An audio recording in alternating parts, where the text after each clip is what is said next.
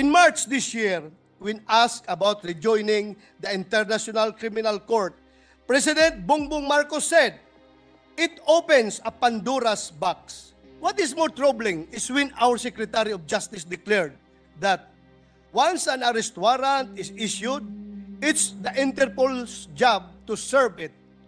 The pronouncements of those two executive officials are quite alarming. The Secretary of Justice is one of the many alter egos of the President, and the Solicitor General is the lawyer of the government. Are they challenging the policy set by the President?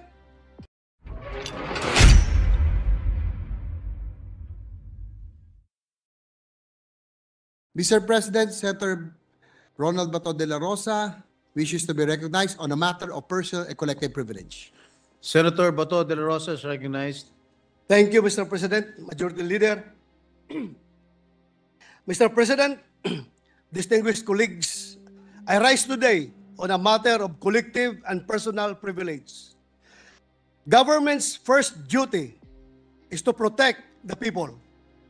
This statement from former President of the United States of America, my namesake, Ronald Reagan, is an embodiment of the Latin phrase, parens patriae, which literally means parent of the country. According to the recognized doctrine of parens patriae, a state has a paternal and protective role over its citizens or others subject to its jurisdiction. As parens patriae, the Philippine government has the duty to ensure that all its citizens are safe and protected, especially those who cannot protect themselves. Ang ating pamahalaan ang itinuturing na magulang ng sambayanan at tungkulin nito na pangalagaan ang kapakanan at interes ng mga ito. Kabilang narito ang pagtitiyak na ang ating bansa, ang ating tahanan ay ligtas mula sa kung sinumang magtatangka na manghimasok. We are a sovereign nation.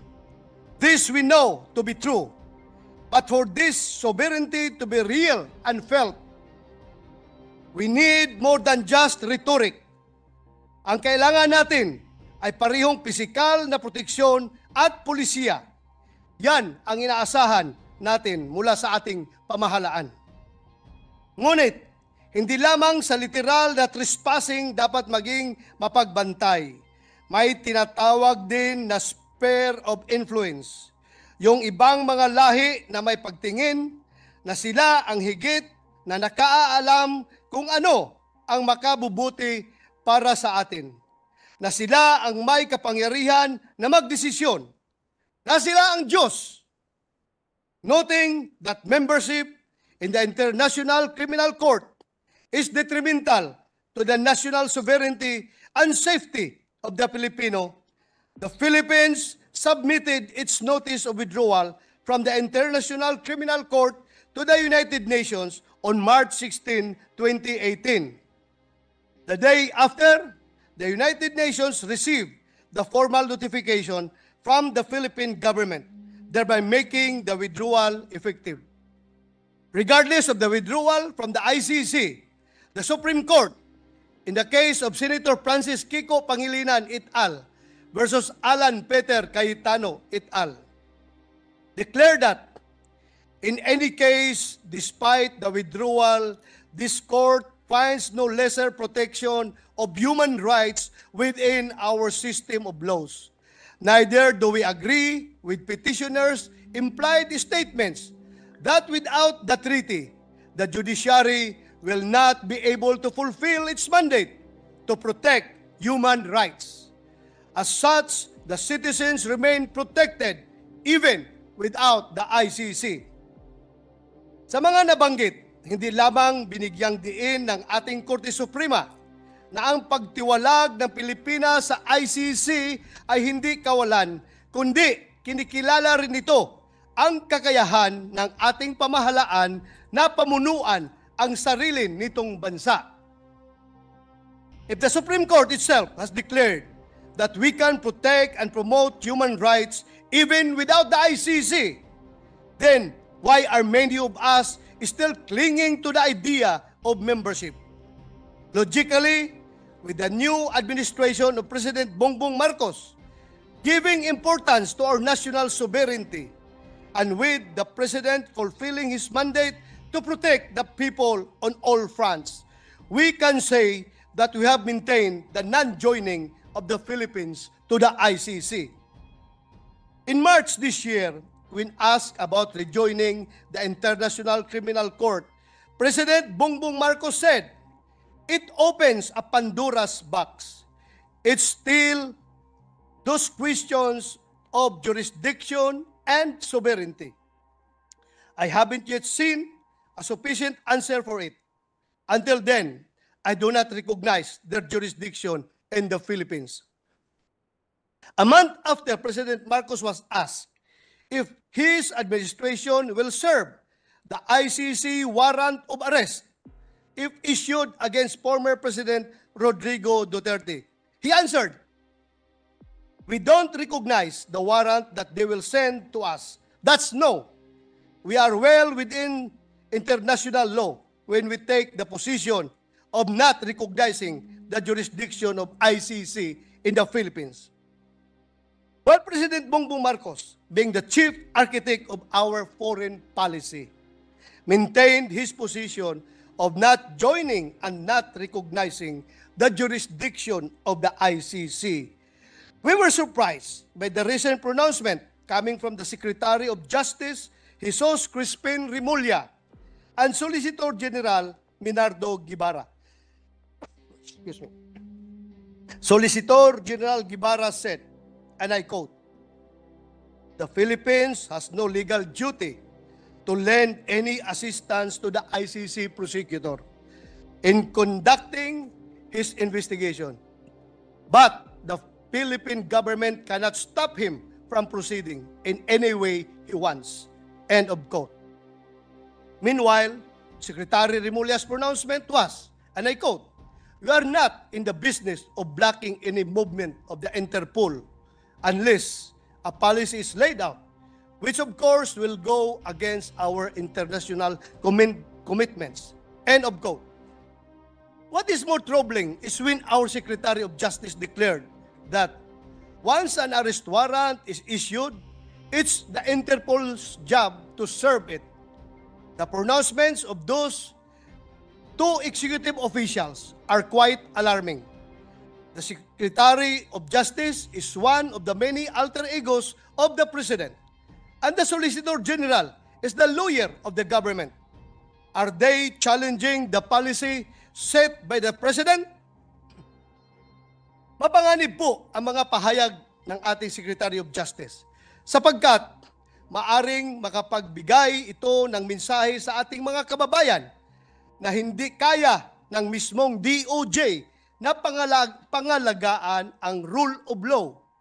Tila sinasabi rin na kung wala ang ICC, hindi tiyak na episyente at epektibong nakakamit ng ating mga kababayan ang katarungan. Nakalulungkot din po na tila na hindi maingat ang Solicitor General sa kanyang mga unsolicited opinion.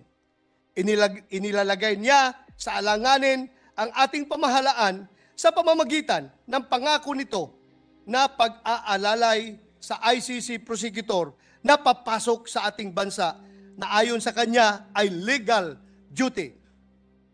Sa ganito pong mga pagbibitiw ng commitment, nakukompromiso ang soberenya ng ating bansa. Kung hindi po ito isang konkretong halimbawa ng paggisa sa sariling mantika, ay iwan ko na lang. For the record, under the Constitution of the International Criminal Police Organization, Interpol, its objective is to ensure and promote the widest possible mutual assistance between all criminal police authorities within the limits of the laws existing in the different countries, and in the spirit of the Universal Declaration of Human Rights. Nowhere in the 50-article Constitution of the Interpol did it lay down its power to arrest a person. So what is the so-called blue notice and other colored notices issued by Interpol as claimed by an infamous coup plotter? Is this tantamount to a warrant of arrest? According to their website, Interpol notices are international requests for cooperation or alerts allowing police in member countries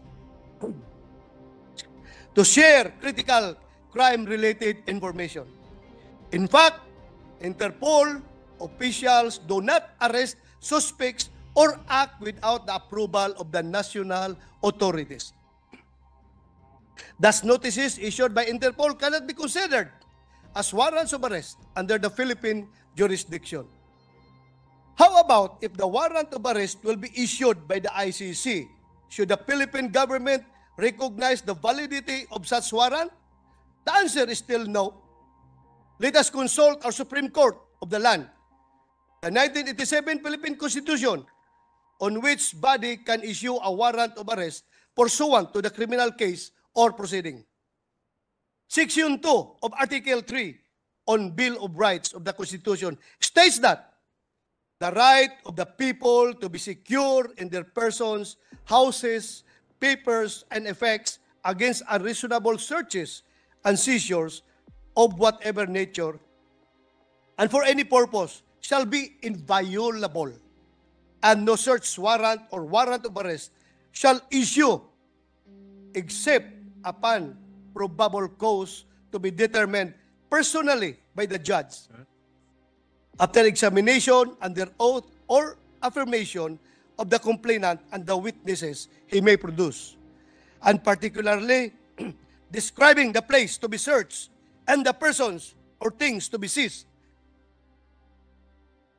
This provision of the Constitution is also reflected in the rules of court issued by the Supreme Court, which judicial officers must follow when dealing with criminal procedure. Since we have established that only judicial courts have the power to issue warrant of arrest in our country concerning criminal cases, what will happen now if our law enforcers will implement a warrant of arrest not issued by a Philippine court against a Filipino citizen in the country? Attorney Harry Roque recently made a public remark on this issue. According to Attorney Harry Roque, the Interpol has no manpower to effect an arrest pursuant to warrant issued by a judicial body.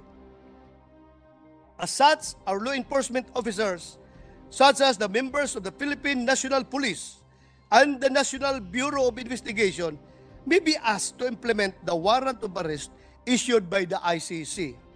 But according to him, since the Philippines is no longer a member of the ICC, we are no longer bound to follow the issuance of ICC, as it has no jurisdiction over us.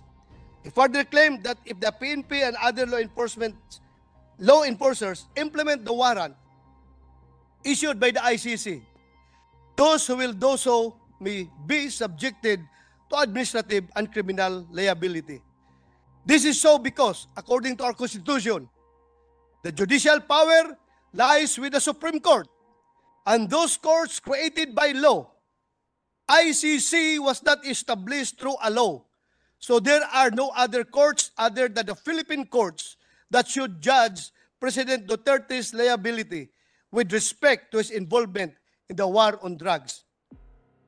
In case members of our law enforcement agencies will implement the warrant issued by the ICC and arrest former President Duterte in accordance with it, those law enforcers may be liable for the crime of illegal detention or serious illegal detention, depending on the period of detention. He claimed that there is no legal basis for our law enforcers to arrest a person based on a warrant not issued by our local courts. Further, he said that government officials who will allow the ICC in our country may also be liable as such. An act will be tantamount to graft and a culpable violation of the Constitution. Madalas niyo po marinig mula sa akin na hindi po ako abogado o law expert. Kung kaya't buong pagkukumbaba kong ibinubukas sa kapulungang ito ang mga isyong nabanggit. Sa tingin ko ay nararapat at napapanahon na ito ay mapag-usapan. Dahil maaari itong precedent, maaari itong maging precedent o batayan na mga maaari pang mangyari na kahalintulad nito sa mga susunod na panahon. This is not merely an issue of the ICC against former President Duterte. This is in fact a looming constitutional crisis. Atin bang tatanganan na mahigpit ang ating soberenya? O hahayaan na lamang natin itong dumulas mula sa ating mga kamay? May sakuna po na nagbabadya at ito ay paparating at abot tanaw. Nasa atin po ang pagpapasya kung hahayaan natin itong manalasa at higit pang pinsalain ang ating bayan na ilang dekada nang may pagkahati-hati dulot ng kulay ng politika. I call on the legal luminaries of this august chamber to validate or invalidate the legal opinion made by Attorney Harry Roque, asserting our sovereignty and exclusive jurisdiction over the implementation of a warrant issued not by a Philippine court and yet against a Filipino citizen. If the claims of Attorney Harry Roque are legally sound, I call on the Office of the President to protect our law enforcers, the PNP and NBI. Huwag po sana natin silang bigyan ng utos na maaring maglagay sa kanila sa alanganin. Hayaan po sana natin silang maging malaya sa pagpapatupad ng kung anong nararapat ayon sa ating saligang batas. Hayaan po natin ang PNP na ipatupad ang kanilang mandato, ang kanilang sinumpaang tungkulin to serve and protect the people. Huwag po nating pahintulutan, gawin silang tau-tauhan ng kung sinuman, lalo na ng mga dayuhan para sa kanilang sariling mga interes or motibo. Naniniwala rin ako na taglay pa rin ng bawat kawani ng NBI mula sa pinakamataas hanggang sa pinakamababa ang nobility, bravery, integrity. Dalangin ko na hindi nawa magamit ang dakilang ahensya na ito bilang kasangkapan ng paghihiganti ng ilang mga nilalang na may personal na galit sa nagdaang administrasyon. Nananawagan po ako, please spare these institutions. Hindi nyo sila utusan, hindi nyo sila pag-aari. Sila ay mga lingkod bayan at ang pananagutan nila ay sa sambayanan. Huwag nyo sila itali sa ICC na isang organisasyon na wala na tayong obligasyon. Ang pakikipag-ugnayan at koneksyon natin sa kanila ay matagal nang naputol. In the United States of America, after voting against the adoption of the Rome Statute in July 2002, the American Service Members Protection Act, or ASPA, was enacted into law on August 2, 2002. Section 2004 of ASPA expressly prohibits United States courts, agencies, or entities of any state or local government, including any court, from cooperating with the International Criminal Court. It further prohibits extradition to the ICC, provision of support, and any investigative activity relating to the preliminary inquiry, investigation, prosecution, or other proceeding at the International Criminal Court. What is more surprising under the ASPA is its Section 2008, wherein it authorized the President to use all means necessary and appropriate to bring about the release of any person, such as members of the armed forces of the United States, elected or appointed officials of the United States government, and other persons employed by or working on behalf of the United States government who is being detained, imprisoned by or on behalf or at the request of the ICC. Truly, the United States of America has shown how to perform its first and primordial duty to its citizens: protect the people. Before anything else, I wish to thank this august body for the consistent show of support for the administration of former President Duterte, proof of which is the sufficient annual budget for his priority programs, including the PNP's War on Drugs. Daghang salamat. At this point, I would like to ask the members of this same august body, where do you stand in protecting our citizens? Would you be willing to enact a Philippine version of the American Service Members Protection Act to protect our citizens and our national sovereignty against those encroaching international bodies? President Rodrigo Duterte and I are not afraid to face prosecution, even persecution. But let it be done by our own people, by Philippine courts. The Philippine Rules of Procedure. Ang pananagutan namin ay sa ating mga kababayan at hindi sa mga dayuhan. President Manuel L. Quezon once said that he would rather have a country run like hell by Filipinos. Gaano nga namang kasama ang tingin natin sa ating pamahalaan, ang mahalaga ay tayong mga Pilipino ang namumuno nito. After all, no matter how hellish it may feel, our sovereignty remains true. And in the name of that sovereignty, we can also change our destiny. Let us not sit back and watch others do it for us. Yun na siguro ang tunay na impyerno. I wish to end the way I began, with a call to protect our people. Everything else, a warrant of arrest, the ICC's jurisdiction, our refusal to offer cooperation, is simply an offshoot of that primordial question. When the dust settles, will we be siding with the ones who threaten our nationhood? Or will we be found standing with our people? As for me, I hope, I trust that the Office of the President and the entire Executive Department, including the Department of Justice, the PNP, the NBI, as well as the Legislative Department, especially the Senate, will choose to protect our people. Maraming salamat po, Mr. President.